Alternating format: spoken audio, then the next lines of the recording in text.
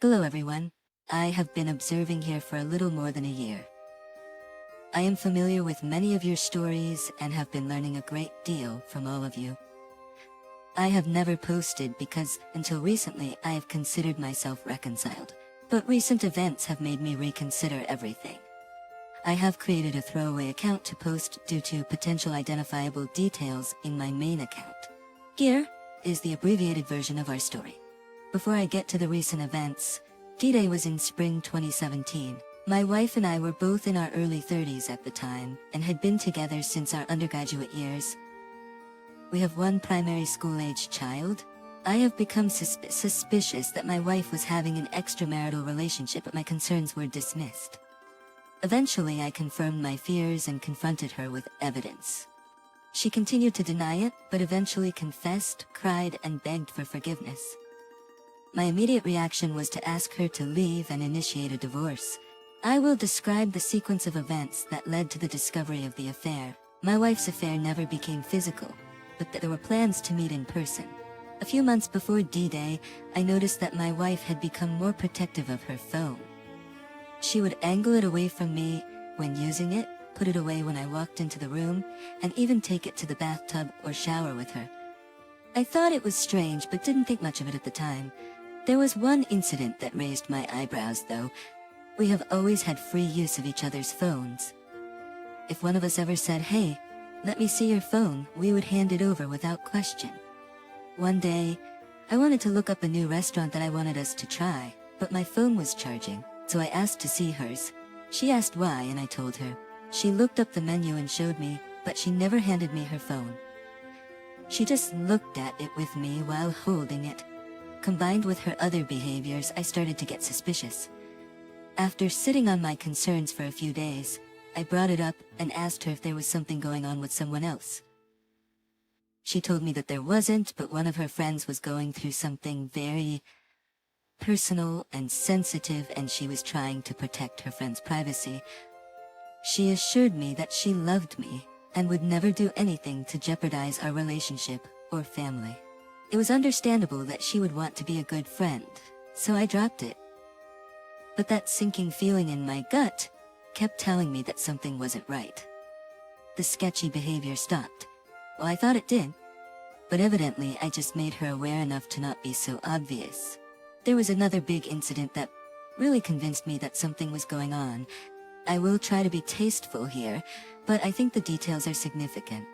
My apologies if any of the details are upsetting, and feel free to skip to the next paragraph if you weren't interested in the specifics.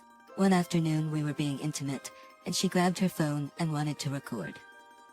This was unusual, as she's usually reserved and has always been slightly uncomfortable with cameras, even outside of the bedroom. So, this was weird, but I thought, maybe she wanted to add some excitement. I asked her what the deal with the camera was. She kind of sheepishly answered that she wanted to watch herself. I was glad to see a more adventurous urge, so I went with it. She began to perform and record herself with her selfie camera, and she was really into it. She normally only performs this act when I ask, but she volunteered it this time and was very enthusiastic, staring into the camera and making sensual noises. When it was over, she made a big display for the camera to show that she had swallowed the result, which was something that she never did before. I know, I'm sorry, but this video is pretty important to the situation. So this whole thing, the camera, the enthusiasm and other things were all out of character, but I didn't want to make a big deal out of it. It was obviously an enjoyable experience for me and I didn't want to shame her or make her feel bad for being adventurous. So I just carried on like normal and kind of hoped that we might continue down that road together. But I have been with my wife since we were 20, and this is very out of character for her. It just confirmed that gut feeling I had that something was amiss. On one occasion, a few weeks after the video incident, I was about to get her phone and look through her messages and camera roll, but I didn't see anything that shouldn't be there. Sometime later, I remembered that we both used the feature on our phones that automatically backs up camera pictures to Google Photos. She had a user profile on my laptop, so I logged in and used her saved credentials to access her Google account. There was nothing unusual in her email, but my heart dropped when I opened her photos. There were a lot, and I mean a lot, of lewd photos and extra videos backed up there going back for about 4 months. I had never seen any of them, so they weren't taken for or sent to me. She had deleted them from her phone, but not from her backup, I guess. I booted up the video camera on her phone and scrolled through the screen to see what I found, in case she somehow remembered and deleted it before I confront her about it. I sat on the information for a few days, trying to give her the benefit of the doubt and think of any reason why those would be there. This was before OnlyFans really took off, but I thought maybe she was posting sexy content online somewhere. However, this would have been wildly out of character for her. As I mentioned, she has always been very private and reserved. I honestly couldn't conceive of any situation other than her being involved with someone else that would account for this. I again told her that something was off and that I suspected she was involved with someone else. I didn't tell her what I found, as I was hoping she would have an explanation that would clear things up and make me look silly. She got a little indignant, telling me that we had already been through this and that there was nothing going on. I asked her again if there was anything she wanted to get off her chest, and she once again said no. I had accessed her Google account again in anticipation of this conversation, so I showed her everything I had found and told her she needed to explain all the extra content in her account. She looked a little shocked but composed herself quickly and said that I had ruined the anniversary gift she was intending to give me. Since we both have to leave town from time to time, she wanted me to have some spicy content from when we were apart. I didn't buy it. I bluffed and told her that her Google account wasn't the only thing I had access to, and if she didn't tell me the truth immediately, I would leave. She broke down crying, saying that it wasn't what it looked like. She was sorry and that she didn't do anything, but was just being stupid. I asked her who he was, and she said he was a colleague she met at a regional function for work in late 2016, about 7 months before D-Day. He works in the same position as she does at a different branch of the same company. It was in another major city in our state, about 200 miles away. They initially corresponded via email about work-related matters, then exchanged numbers.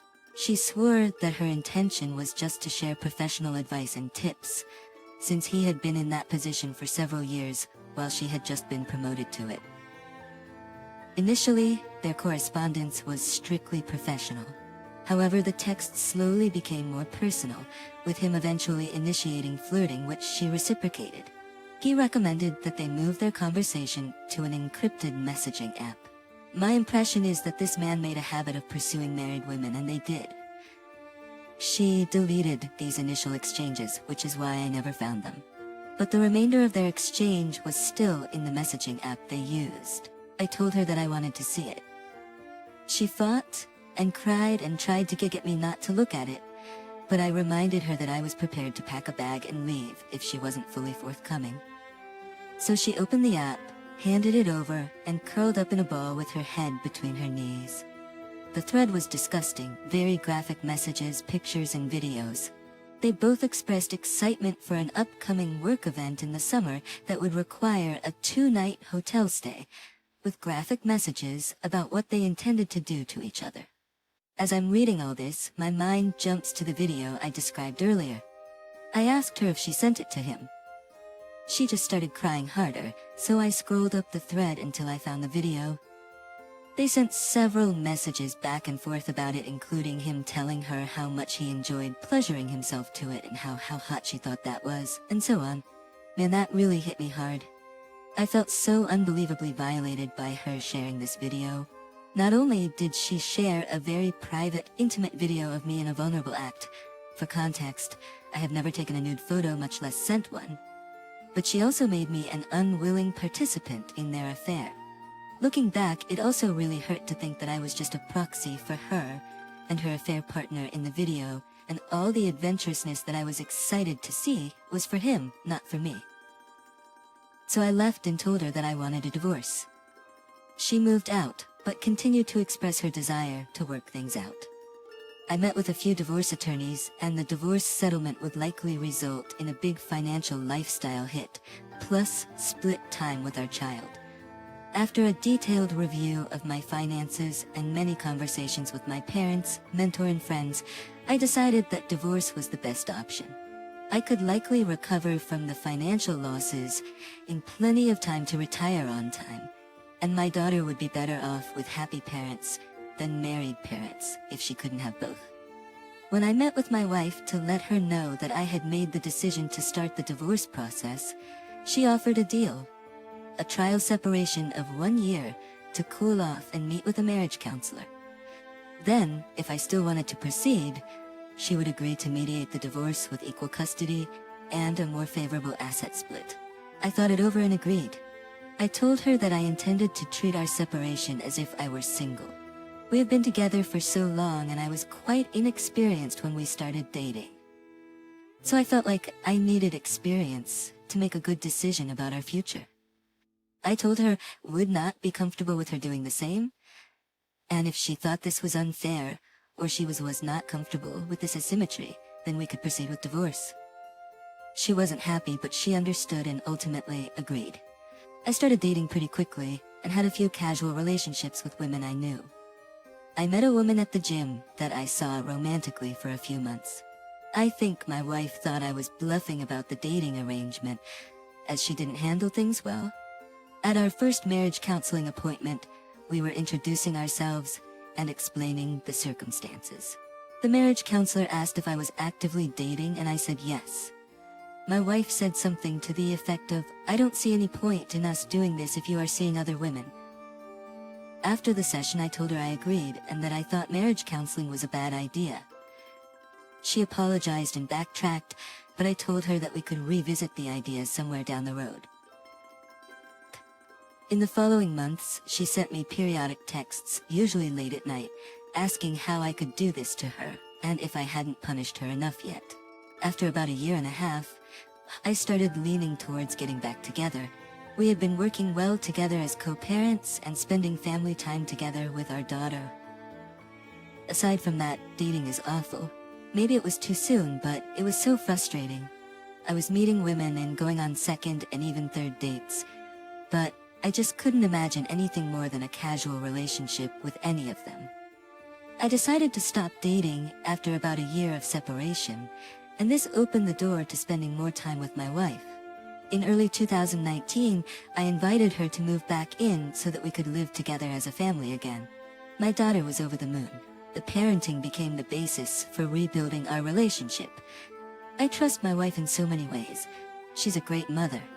I trust her to make good and responsible financial decisions. I want her to make medical decisions in the event I am unable to do so. But the romantic love just never came back. I no longer feel blessed to have her in my life. Our relationship is inadequate, I guess. It doesn't detract from my happiness, but it doesn't really contribute much to it either. I have always hoped that it would come back eventually, but we have been back together for over 4 years now, and I think this is likely as good as it will get. But for now, I am a prudent partner, and I get to be a dad every day. So that's enough? At least it was. Recent events have destabilized. During the aftermath of the affair, I leaned heavily on my best friend. We have been best friends since our teenage years, and I have been there for all of his major life events, such as graduations, weddings, and the birth of his children. Despite both of us having busy lives, we still make time to work out together several times a week. He was a great support system for me during the initial months of our separation, checking in on me daily and holding me accountable for taking care of myself. He made sure I drank responsibly and didn't turn to unhealthy habits until I got back on my feet. Around Thanksgiving last year, he became distant and couldn't keep our gym appointments or hang out with me. I didn't think much of it, assuming he was busy with the holidays, family, and work. I would text him to check in, and he would respond with short messages or a thumbs up. I respected his need for space and made sure to let him know that I cared and was there for him. In January, my wife came home and asked me why I didn't tell her that my best friend and his wife were getting a divorce. I was completely unaware of this, and she told me that his wife had called her for advice on how to move past her affair and save their marriage. My wife gave her some standard advice, such as being transparent and patient, and recommended some readings. She was outraged on his behalf, but I had to hold my tongue because she didn't seem to see the irony. I felt crushed for my friend and wondered why he didn't lean on me during this difficult time. He had been a great support to me after my wife's affair, and I knew he could trust me not to judge him. So I started reaching out to him, inviting him to the gym, to grab drinks or play disc golf like we used to. Finally, he agreed to meet for a drink. However, when we met, he didn't seem happy to see me and was distant and unfriendly. We talked and he finally opened up about what had been going on. He told me that at one point his wife had said to him, "Jake got over it, why can't you?" And that affairs are common in many marriages. His wife was shocked and wanted a divorce. I could tell he partially blamed me for this and hurt me deeply. The thought that I may have contributed in any way to this terrible situation with my friend was almost as painful as my wife's affair. Did my decision to stay with my wife make this more likely? Does forgiving infidelity make it more acceptable? Can I do anything to help my friend? I tried to explain why I stayed with my wife, and that our relationship was based on mutual support and understanding. At this point, our marriage wasn't like it was before. But he didn't care. He's entitled to his anger, and I understand. This whole episode has reopened deep wounds. My wife and I haven't been intimate in 2 months.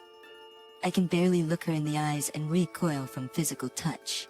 I am seriously considering divorce again. My daughter is older now and better equipped to handle a potential divorce. At this point, she is old enough to express her wishes, and I know I can trust my wife to be a great co-parent regardless of our relationship status. I feel like we have been set back years at this point. I feel guilty and, frankly, a little disgusted with myself. Has anyone else experienced this overwhelming guilt, especially this far along? How do you deal with it? I know, intellectually, that I am not responsible, but his judgment is weighing heavily on me. Also, the fact that I can't help him the way he helped me. I really just don't know what to do. Any advice or encouragement is much appreciated. Some of you asked me about the lack of connection that I feel with my wife, even after being back together for several years. I wonder if maybe that part of me that feels connection and intimacy was just broken by the affair. During our conversation, it just felt empty. I remember laying in bed after one weekend, thinking that I should be feeling something. I was with a beautiful woman, sharing a vulnerable and beautiful moment, but I just didn't feel anything. The whole time, I just wanted the connection and intimacy that we used to have, but I never did, which made me feel guilty and pretty bad about myself. I had hoped that when my wife and I got back together, I would finally feel a sense of satisfaction and connection again. But I didn't. All the physical stuff is good, it's pleasurable, but not satisfying. It feels like I'm sleeping around with my wife, if that makes any sense. Things have gotten a little better with my wife since I posted. We have talked a little bit. She's perceptive and smart, so she knew what was bothering me. I asked her why she felt like she could judge my friend's wife for doing the same thing that she did. She said that she didn't do the same thing. Mike's wife slept with someone else multiple times, and she never did. She evidently convinced herself that she never had any intention of having an affair with a partner. I reminded her about the exchanges, and she said something like, "I messed up and got carried away, but I wasn't really gonna do anything." Doesn't get it. Or maybe I don't. I don't know. On the one hand, I know our story could be much worse. On the other hand, I feel really bad even now, but at least we're talking. Some asked about therapy as well. We never resumed marriage counseling after the first meeting. Though my wife continued individual counseling throughout our separation, there is considerable baggage in my family regarding mental health treatment. My grandmother was treated very badly by mental health professionals in a much less compassionate time. So, that has made a big obstacle for me in seeing anybody for myself. Not really sure how to get past that. As for Mike, I'm giving him space like you all suggested. I texted him that I loved him, that I'm sorry for what was happening to him, and that I will be there if he needed me. He responded with a thumbs up. Poor guy. I wish I could help him. Thanks again to all of you for being a sounding board. I can't tell stuff like this to anyone in my life. Either they judge me or they judge my wife, and that doesn't help anybody. Advice and encouragement are appreciated again. Update: we had sex tonight for the first time since just after New Year, and the incident with Mike and his wife. She had a few glasses of wine after work and initiated rather aggressively. She is and always has been a very beautiful woman, and my urge for physical release has been building significantly in recent weeks. There is also added pressure as her affair proved that I am not a required component of her ex-life. Maybe preferred, but not necessary, so if I don't perform, someone else will. There was nothing loving or intimate about it. It was frantic, searching, maybe even primal. After it was over, I felt the immediate need to shower, which I did. Her feelings were hurt. They would have been hurt had I rejected her too. Not sure if that was a win on the board for me. Sorry to be a bummer, but I'm feeling pretty down on myself and us. Posting here helps. Thanks everyone. Update. So after my last post, after breaking the dry spell and really any time I have posted, so many of you encouraged me to talk to my wayward wife. I know that you are all right about that, but talking about my emotions and needs, or really anything heavy, has always been incredibly difficult for me. My father always taught me that a man just needs to quietly deal with all the things that bother him and take care of his responsibilities because no one cares for how we feel. They only care about how useful you are to them. It's no wonder he died in his 50s. Things have been icy and awkward around the house since the last incident I posted about. I have been making myself pretty scarce to avoid the awkwardness, which is pretty easy. Easy since I work and go to the gym every day, and my daughter and I do Brazilian Jiu-Jitsu together. We both love it, and there is something going on at the Jiu-Jitsu gym every night, during the week, and on Sunday afternoons. So she and I have been spending a lot of time together doing that, which has been awesome. Anyway, in early February, my mother's sister passed away. She lived in a neighboring state and had some family photos, heirlooms, and personal effects that are important to my mother. I volunteered to make the drive to pick those things up. We had made the plans about 3 weeks ago. My wife and I planned on making the trip together this past weekend. As we were getting ready to leave for work on Friday, I reminded her about the Sunday trip plans and offered to make the drive alone. It's about 4.5 hours each way, so not great. But I have made the drive there and back in the days before I told her that I would handle it. She said that she wanted to go, and I told her it was really okay. I am sure that she had a more productive way to spend her Sunday. She said that she didn't mind keeping me company, but if I didn't want her to go, she would stay home. I told her, of course, I wanted her to go, and it's not that I didn't want her to go. I just knew that it was going to be uncomfortable. I got up early Sunday morning, got our daughter settled with my mother for the day, and returned home to pick up my wife and hit the road. The first hour of the drive was pretty quiet. She had just woken up and isn't really a morning person. We stopped for breakfast, and after we ate and had caffeine, we chatted a bit, mostly about our daughter and work. Then things started to go sideways. We were just talking, nothing super serious, small talk type stuff. Then she asked me how Mike was doing. I told her I didn't know. She was confused, because she knows how close we have always been, and I told her that I haven't spoken to him since we met for drinks a few months ago. She asked if something happened that caused us to fall out, and I said no. We have just both been busy and haven't been able to connect. I tried to change the subject, but she wouldn't let it go. She started to give me a hard time, telling me that he's going through something incredibly difficult with his wife's affair and the divorce, and suggesting that I was being a bad friend, and that she was disappointed that I hadn't been there for him. I almost lost my temper, but I didn't. I just told her that I didn't want to talk anymore, and turned up my podcast, but I knew this conversation had to happen eventually. I had always been better at formulating my thoughts in writing, rather than extemporaneously. So I have been preparing for this conversation by posting here, which has been helpful, but also keeping a journal where I would write questions that I needed answers, and write out things that I wanted to communicate. I know I can be stubborn, but everyone's advice here really had made a difference. So I just took a few minutes to collect myself. Then I turned down the stereo and told her about what happened when Mike and I met.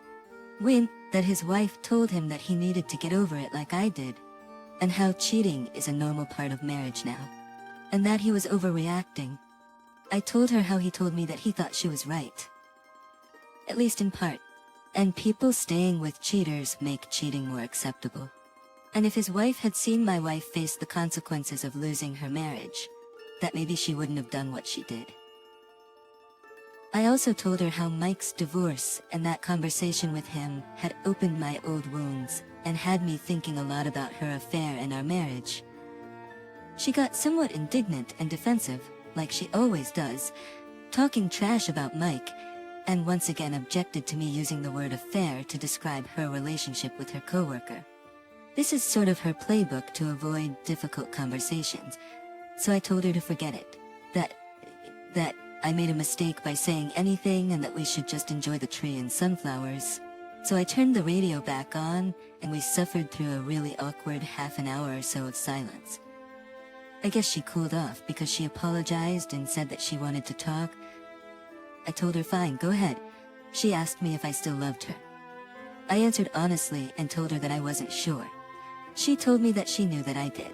I asked her how she could possibly know that since I couldn't even answer, and she told me love is a verb. It's corny, I know, but we are both huge Jamie Johnson fans, and she said that she felt loved.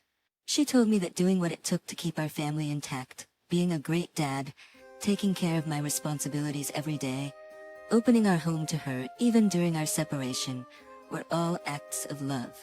She told me that even when things were at their worst with us, she knew that she could depend on me without question.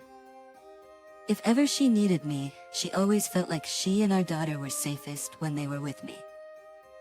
She said all those things were acts of love, and as long as she felt loved by me, then I was loving her. Then she asked me if I thought she loved me.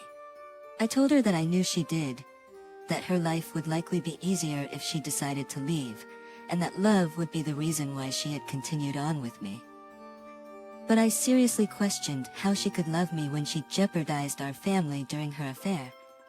I told her that there must be some insufficiency with me that caused her to become involved with someone else.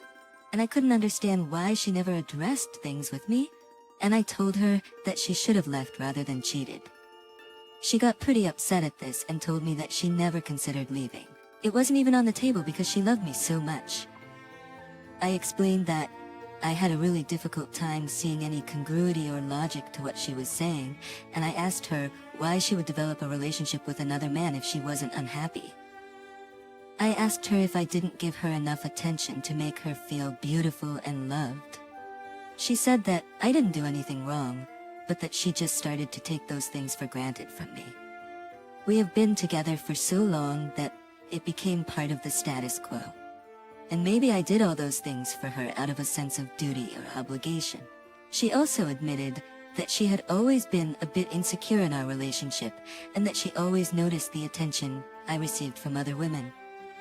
It made her feel bad about herself, like she wasn't anything special to me. She even acknowledged that if she wasn't there, I would have had a lot of options. This was one of the things that drew her to her affair partner. He was much older than us, short, balding, and pudgy, the complete opposite of me in many ways. She saw pictures of his wife and described her as an average-looking middle-aged woman.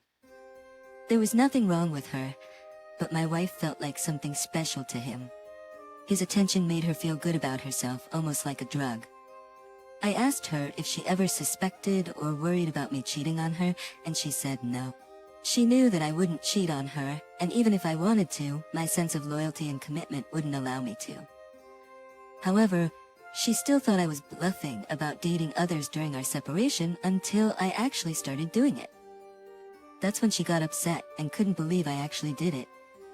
I asked her why I didn't deserve an equal measure of loyalty and commitment, and she insisted that she had been loyal and committed and would never sleep with anyone else.